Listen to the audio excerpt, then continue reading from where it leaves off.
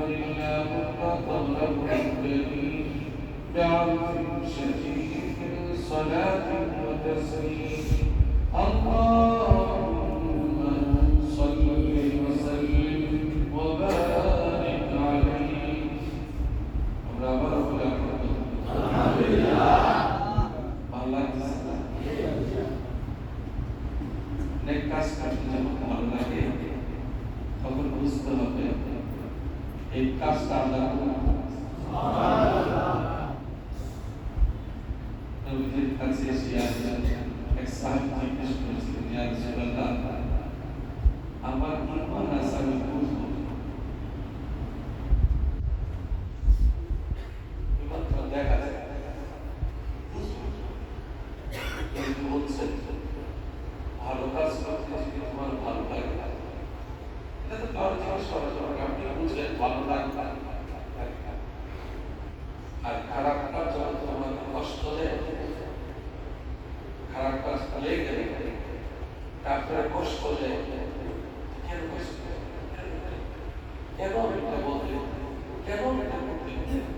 আল্লাহ আর বোঝা যায় তার কি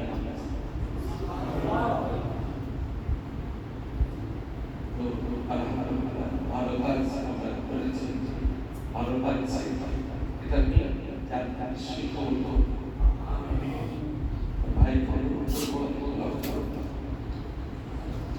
এলাকায় আসেন জাকির হোসেন তালুকদার ভাই ওনার উসিলায় আজকে আন্তর্জাতিক খ্যাতি সম্পন্ন অনামত সাহেবকে আমরা কাছে পেয়েছি এই জন্য আমরা আল্লাহর কাছে শুকরিয়া আদায় করি আলহামদুলিল্লাহ বুজুর্গ লোকের সান্নিধ্য পেলে যে অনেক কিছু জানা যায় শেখা যায় আজকে তার বাস্তব প্রমাণ তো আমরা সাহেবকে অত্যন্ত ধন্যবাদ জানাই তিনি আমাদের মাঝে এসেছেন এবং আমাদেরকে নসিহতপূর্ণ কিছু বয়ান আমাদেরকে দিয়েছেন যাতে আমরা এই জিন্দগিতে ওনার এই কথাগুলো আমল করে চলতে পারি আল্লাহ যেন আমাদেরকে সেভাবে কবুল করে